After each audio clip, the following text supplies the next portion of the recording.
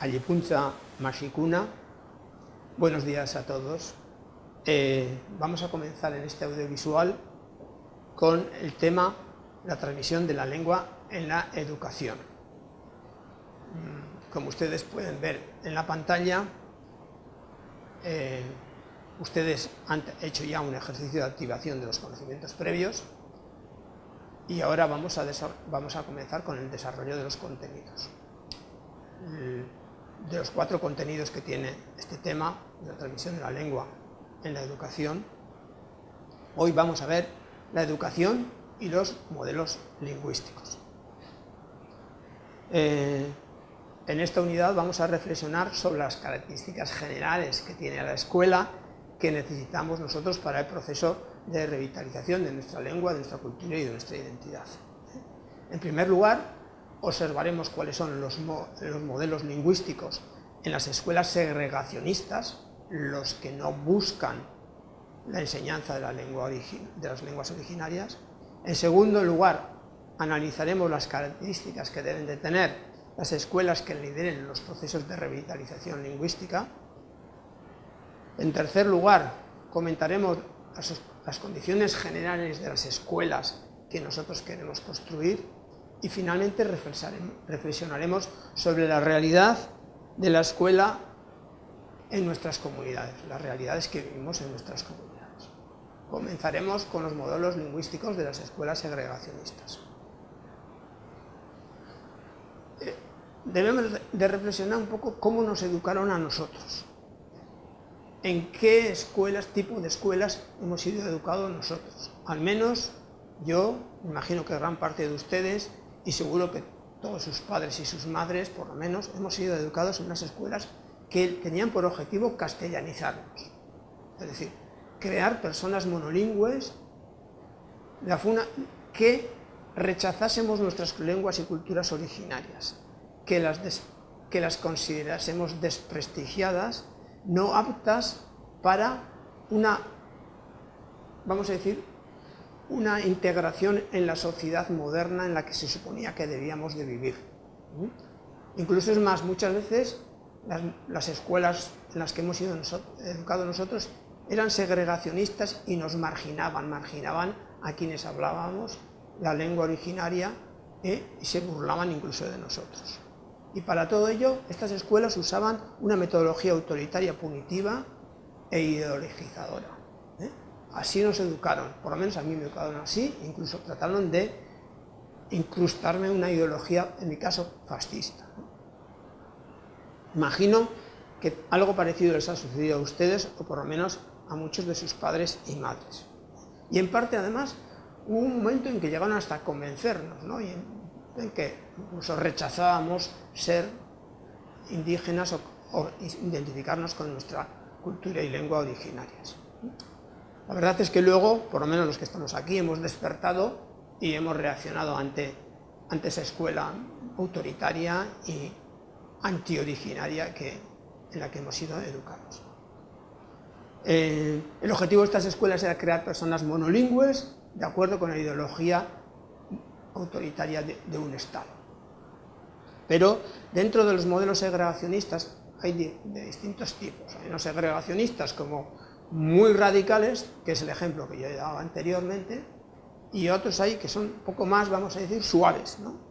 El modelo muy radical es el modelo de submersión o inmersión total en la lengua oficial, ¿no? Yo lo suelo llamar submersión, porque es sumergirte en una lengua que no es la tuya, de una forma autoritaria. Hay otros modelos que se llaman de segregación y de transición. El de segregación es un poco más suave, ¿no? Persigue lo mismo, que los niños y las niñas, los jóvenes, aprendan el castellano y de alguna forma que olviden la lengua originaria o que no la usen por lo menos y que no la consideren prestigiosa, que consideren de prestigio el castellano, ¿no?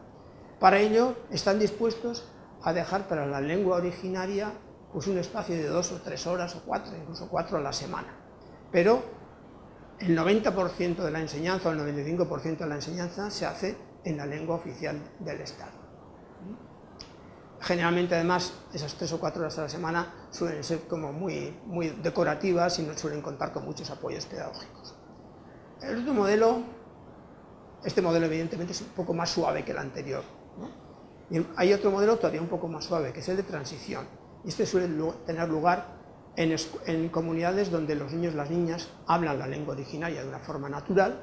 Entonces, cuando van a la escuela, en vez de imponerles un modelo como nos impusieron a nosotros al 100% castellano desde el primer día, dicen, no, bueno, en la educación infantil hasta los 5, 6, 7 años vamos a permitir que se use la lengua originaria, ¿no? Pero poco a poco vamos a ir introduciendo de una forma suave, ¿eh?, el castellano. De tal forma que cuando comencemos con el proceso de lectoescritura, ya en la primaria y en la secundaria, ya el castellano sea la única lengua que se usa en la escuela. Es un modelo de transición, ya digo, muy dulce, más suave, pero persiguen todos crear personas monolingües en la lengua originaria, por lo menos con un prestigio único hacia la lengua originaria, hacia la lengua oficial del Estado. Pero, ¿qué es? Ahora vamos a hablar de las escuelas integradoras. Claro, ¿cuáles tienen que ser los objetivos de una escuela para la revitalización lingüística? Para que los niños y las niñas aprendan la lengua originaria. Por una parte, nosotros queremos que sean equilibrados en la lengua originaria y en la lengua oficial del Estado.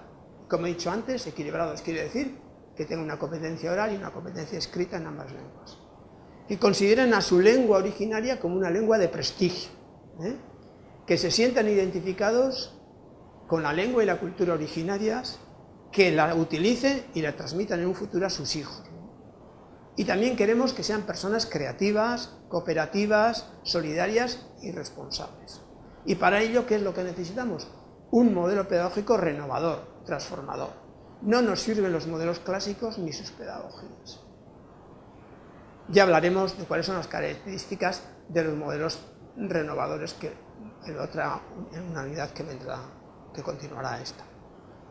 Dentro de los modelos lingüísticos integradores hay, vamos a decir, como matices diferentes.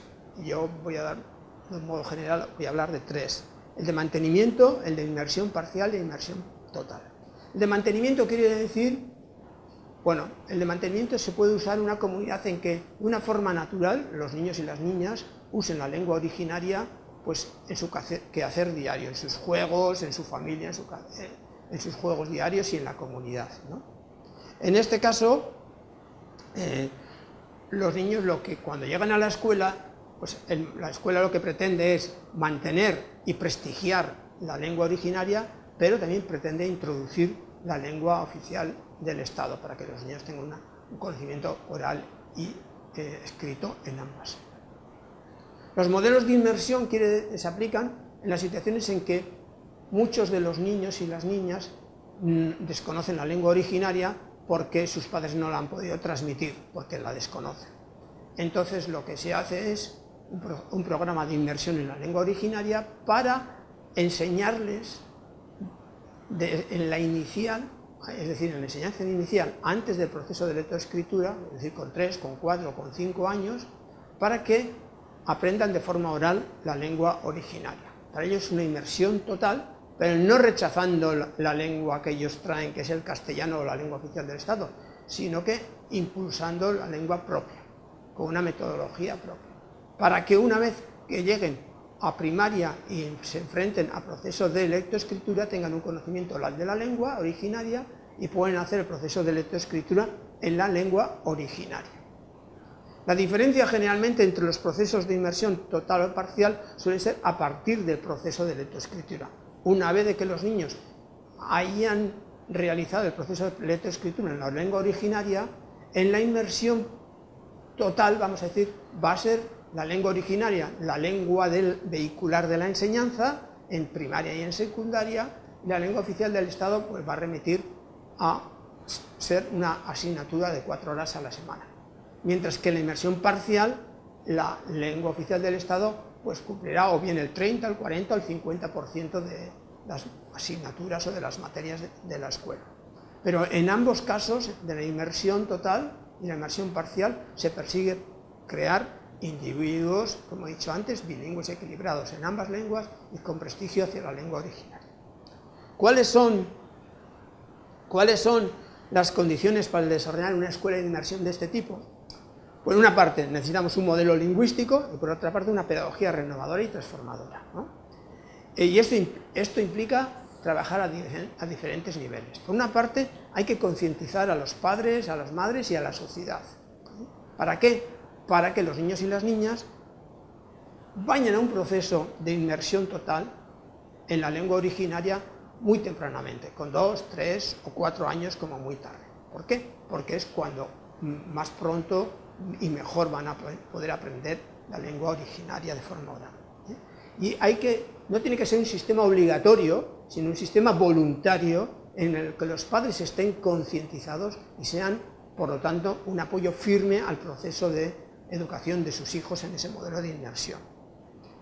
Eso tiene que quedar muy claro, no puede ser un sistema obligatorio. También hay que concientizar a los profesores y a la organización de la escuela y a los materiales pedagógicos que necesitamos. Bueno, a los materiales pedagógicos no hay que concientizarlos, pero sí a los profesores para que lleven este proceso, ¿de acuerdo? Es decir, los profesores tienen que ser personas concientizadas respecto a la revitalización lingüística de la lengua originaria y al mismo tiempo tienen que tener una formación pedagógica.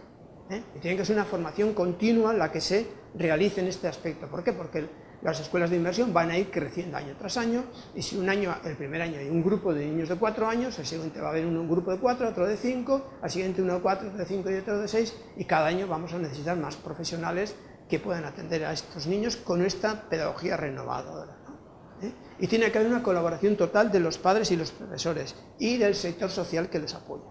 Para ello es muy importante que la escuela tenga un proyecto educativo de centro, un proyecto curricular de centro y materiales e unidades didácticas, pero esto ya lo vamos a ver más tarde, pero forma parte de la pedagogía del centro, ¿de acuerdo? Y por otra parte, una cuestión social, una cuestión lingüística que es muy importante, que trasciende a la escuela, que son dos cuestiones, la forma estandarizada de la lengua para la escritura y el desarrollo y la renovación del corpus, que también son cuestiones técnicas que las vamos a ver en otro tema, pero en esta formación. Otra cuestión básica de las escuelas es la financiación y los condicionamientos legales. Es decir, a medio plazo, más bien a corto plazo, medio plazo, la escuela va a necesitar un apoyo de las instituciones, un apoyo económico y social de las instituciones. Es posible que en muchos casos de ustedes el apoyo de las instituciones tenga que ser de las instituciones estatales y en otros casos de las organizaciones indígenas, pero eso cada comunidad decidirá cómo debe de serlo, ¿no? Y también hay que conocer las leyes del Estado, porque las leyes de los Estados muchas veces nos ponen muchos condicionamientos, ¿no?, a los procesos educativos propios, pero nosotros hemos de conocerlas muchas veces para sortearlas o para buscar los recovecos en los que nos podamos mover para crear nuestras escuelas.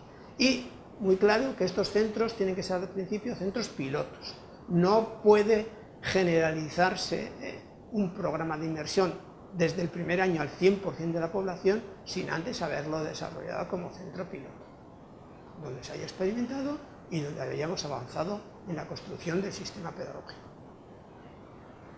Bueno, para terminar esta unidad, lo que les voy a proponer a ustedes es que reflexionen sobre la situación de las escuelas de su comunidad, del sistema educativo de su comunidad o de su nación, ¿no? ¿Qué tipo de escuelas hay en mi comunidad? ¿Son integradoras? ¿Son segregacionistas? ¿Qué tipo de integradoras son? ¿Son segregacionistas? ¿Qué tipo de segregacionistas son? Y no solamente reflexionar sobre la situación actual, sino también reflexionar sobre qué podemos hacer para cambiar la situación, si necesitamos cambiarla, o para reforzar la situación, si necesitamos reforzarla. Es decir, si en mi comunidad hay algunos centros pilotos, como yo sé que en las comunidades de algunos de ustedes los hay, pues qué es lo que podemos hacer realmente para reforzar esos centros. Si no las hay, ¿cómo podemos iniciar un proceso, vamos a decir, de concientización y de reflexión para poder iniciar una experiencia de un centro piloto de este tipo? Bueno, sin más, Inchacaman, hasta la próxima unidad.